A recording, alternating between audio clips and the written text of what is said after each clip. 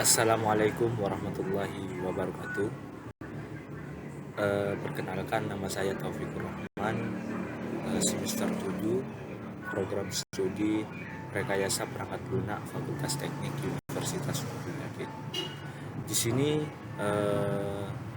saya mendapatkan tugas yang berupa video bagaimana harus bisa menjelaskan terkait dengan pemahaman Decision Support System atau bisa dikenal dengan DSS. Sebelumnya saya kasih salam pengantar dulu. Puja serta puji syukur kehadirat Allah Subhanahu wa taala yang mana pada kesempatan ini saya masih diberikan kenikmatan yang berupa kesehatan dan kesempatan sehingga pada saat ini saya bisa mempresentasikan terkait dengan bagaimana Decision Support System tersebut. Dewasa ini perkembangan teknologi informasi sudah sedemikian pesat. Bukan hanya dalam perangkat keras saja dan juga bukan hanya dalam perangkat lunak saja. Tetapi metode komputasi juga ikut berkembang. Salah satunya metode sistem pengambilan keputusan. Nah, saat ini perusahaan bisa dengan lebih mudah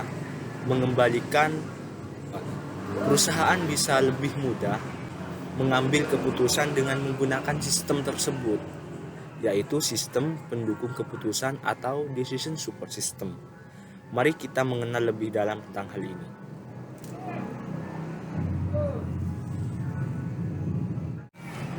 Dewasa ini, perkembangan teknologi informasi sudah sedemikian pesat. Bukan hanya teknologi perangkat keras dan perangkat lunak saja, tetapi metode komputasi juga ikut berkembang. Salah satunya metode sistem pengambilan keputusan. Nah, saat ini perusahaan bisa dengan lebih mudah mengambil sebuah keputusan dengan menggunakan apa? Menggunakan sistem pendukung keputusan atau Decision Support System. Mari kita mengenal lebih dalam tentang hal tersebut. Dalam pembahasan manapun, kita harus tahu dulu apa sih pengertian terkait dengan Decision Support System tersebut. Nah, kalau saya boleh menjelaskan sedikit bahwa Decision Support System itu merupakan informasi yang berbasis komputerisasi. Nah, DSS ini adalah bagian dari sistem manajemen pengetahuan yang memiliki peran penting dalam mendukung proses pengambilan keputusan dalam suatu organisasi atau suatu perusahaan. Makanya, DSS ini salah satu sistem komputer yang mampu mengubah data menjadi penting dalam mengambil keputusan pada masalah yang sifatnya itu spesifik dan juga semi terstruktur. Maka oleh adanya DSS ini, perusahaan itu bisa lebih mudah dalam memecahkan masalah. Enceng itu menjelaskan bahwa Decision Support System itu adalah suatu sistem yang mampu mendukung proses analisa ad hoc pada data. Nah, jadi pemodelan suatu keputusan, orientasi perencanaan di waktu yang akan mendatang, serta berorientasinya pada suatu keputusan tersebut. Nah, di sini kita pasti sepakat bahwa pengambilan keputusan bagi setiap perusahaan atau organisasi itu tidak bisa dilakukan secara sembarangan. Artinya tidak asal-asalan. Nah, kesalahan sekecil apapun dalam mengambil keputusan tersebut maka akan mengakibatkan kerugian dalam jumlah yang sangat besar. Nah, pada dasarnya perusahaan itu harus tidak mengambil keputusan secara sembarang. Agar apa? Agar keputusan yang diambil itu tidak menyebabkan kerugian yang begitu besar, yang itu memiliki operasional bisnis masih bersifat yang pasif. Salah satu contoh sederhananya gini, salah satu contohnya yaitu Nokia. Nokia itu menjadi brand terkenal pada masanya. Sebagian besar dari kita pasti kenal brand ponsel Nokia tersebut yang ada di dunia. Dulu mereka diklaim sebagai perusahaan terdepan dalam industri telepon dan juga menghadirkan inovasi yang digandrungi oleh seluruh konsumen di seluruh dunia. Tapi, ini ada tapinya. Karena selalu menganggap remeh teknologi telepon genggam terbaru, maka Nokia kalah saing dengan bisnis lain dan akhirnya bangkrut. Nah, yang dialami oleh Nokia ini disebabkan karena kesalahan mereka dalam mengambil keputusan. Alhasil, Nokia yang waktu dulu sempat menjadi perusahaan terdepan dan terbesar di dunia, kini hanya tinggal sejarah saja. Nah, kasus Nokia ini adalah salah satu dari banyaknya contoh tentang pentingnya perusahaan atau organisasi dalam mengambil sebuah keputusan. Masih ada banyak kok yang harus diperhatikan oleh suatu perusahaan agar bisa memilih suatu keputusan yang tepat untuk kepentingan bisnis. Nah, karena perusahaan Nokia ini sangat besar, maka perusahaan brand Nokia ini menjadi salah satu contoh bahwa dia tidak memerhatikan tentang cara mengambil keputusan. Kemudian yang harus kita perhatikan terkait dengan karakteristik dari decision support system tersebut. Berdasarkan penjelasan di awal tadi, maka decision support system itu bisa ditentukan berdasarkan beberapa karakteristik. Nah, beberapa karakteristik dari sistem support tersebut adalah yang pertama, kita lihat slide ya. Yang pertama yaitu membantu proses pengambilan keputusan dan juga fokus pada manajemen berdasarkan persepsi yang ada. Kemudian yang kedua itu mempunyai interface manusia. Nah, interface manusia ini sangat penting. Interface manusia dan juga mesin gitu. Yang mana manusia atau user masih memiliki kontrol pada rangkaian proses pengambilan keputusan. Kemudian yang ketiga, bagaimana mendukung berbagai proses pengambilan keputusan pada pembahasan masalah yang lebih terstruktur, tidak terstruktur, ataupun yang semi terstruktur. Kemudian yang terakhir yaitu memiliki berbagai subsistem yang terintegrasi dengan sedemikian rupa dan bisa berfungsi dalam suatu kesatuan sistem yang andal. Nah, hal ini dari beberapa 4 karakteristik tadi bahwa hal ini membutuhkan struktur data yang lebih komprehensif yang mampu memenuhi keperluan informasi.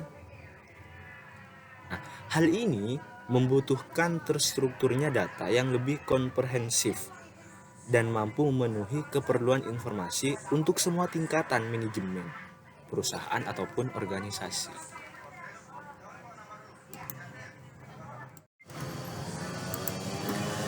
Kemudian ada beberapa tahapan yang harus ditempuh oleh decision support system tersebut. Tahapan dalam sistem pendukung kebutuhan. Ada beberapa tahapan yang menjadi pendukung terhadap decision support system tersebut dalam membantu proses pengambilan keputusan. Itu terdapat 4 tahapan yang harus diperhatikan. Kita lihat slide lagi. Pertama, tahapan fase intelijensi. Nah, fase intelijensi ini merupakan kegiatan yang mencakup umumnya akan menekan pada identifikasi suatu dan juga peluang serta masalah yang ada. Nah, intelijensi ini pada dasarnya pengambilan keputusan yang terdiri dari pemberdayaan lingkungan, baik itu secara terus-menerus ataupun secara intermiten. Beberapa kegiatan yang tergolong dalam tahapan intelijensi ini adalah mengidentifikasi masalah atau peluang, klasifikasi masalah, dan juga kepemilikan suatu masalah. Kemudian kita lihat fase desain. Fase desain ini adalah proses menemukan atau mengembangkan serta menganalisis tindakan yang memang harus dilakukan. Sehingga dalam fase ini terdapat pemahaman pada masalah dan juga menguji solusi yang memang menjanjikan terhadap masalah tersebut. Beberapa contoh dari kegiatan fase desain ini adalah memiliki suatu prinsip pilihan, menghasilkan ataupun mengembangkan pilihan, dan juga menghitung seluruh hasil akhir dari apa yang sudah dilakukan. Kemudian yang ketiga, fase pilihan. Fase pilihan ini adalah suatu kegiatan dalam mengambil keputusan secara lebih kritis. Dalam tahapan ini, perusahaan ataupun organisasi akan membuat suatu keputusan yang nyata dan juga mengambil komitmen guna mengikuti tindakan tertentu. Fase ini mencakup pertama, evaluasi, pencarian, dan juga rekomendasi dari solusi yang lebih sesuai untuk model. Solusi untuk model ini adalah berbagai kumpulan yang spesifik bagi sejumlah variabel keputusan yang suatu alternatif yang memang sudah dipilih gitu. Kemudian fase yang terakhir, fase implementasi. Fase implementasi ini adalah inisiasi pada pengendalian pada perubahan perusahaan. Fase ini akan terasa sedikit sulit untuk didefinisikan karena memiliki rangkaian proses yang sangat panjang dan juga melibatkan beberapa batasan yang sangat jelas gitu. Yang pasti pada fase ini atau fase implementasi ini dilakukan agar bisa memastikan solusi yang sudah dipilih dan direkomendasikan agar bisa bekerja dengan baik tanpa memerlukan implementasi dari suatu sistem komputer. Ada beberapa komponen yang ada pada decision support system itu.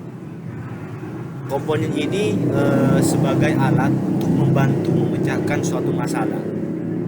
Nah, beberapa komponen yang dimiliki oleh DSS ini, pertama itu kita lihat slide data management. Nah, data management ini mencakup database yang berisi dari relevan untuk beragam kondisi dan situasi. Sehingga database pada komponen ini sudah diatur oleh suatu software atau perangkat lunak yang dikenal dengan istilah database management system. Kemudian yang kedua itu model manajemen. Model manajemen ini melibatkan financial model, manajemen science and statistik, dan berbagai model kualitatif lainnya. Untuk itu, dengan adanya komponen ini, maka decision support system itu bisa memberikan suatu kemampuan analisa pada sistem serta kebutuhan manajemen pada suatu software. Yang ketiga, itu communication. Dengan adanya komponen ini, maka penggunaan decision support system itu bisa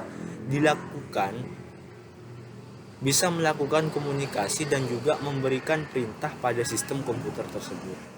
Kemudian yang terakhir itu knowledge management, suatu komponen yang lebih bersifat opsional fungsi dari substansi ini untuk guna mendukung komponen lain sehingga memiliki tugas sebagai komponen yang mampu berdiri dengan sendiri. Sebenarnya yang harus kita pahami juga yaitu tujuan menggunakan decision support system ini apa.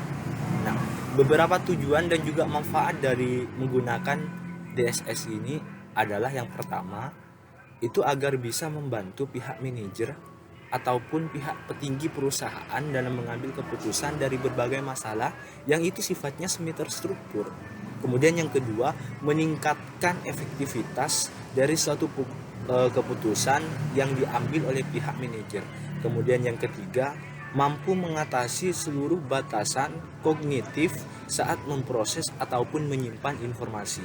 Jadi, berbagai manfaat tersebut adalah tujuan perusahaan atau organisasi dalam menggunakan DSS ini dalam proses pengambilan keputusan. Kemudian yang terakhir, dari beberapa pengertian yang sudah dijelaskan, mungkin teman-teman bisa lebih memahami terkait dengan apa sih DSS itu. Dan saran dari saya, bagaimana kita tidak hanya terpaku kepada satu sumber saja, tapi juga kita harus bisa mencari sumber lain dan kita harus bisa memperbandingkan dari beberapa sumber itu sehingga menjadi pemikiran yang absolut atau pemahaman yang absolut gitu. Jadi sekian, terima kasih. Wassalamualaikum warahmatullahi wabarakatuh.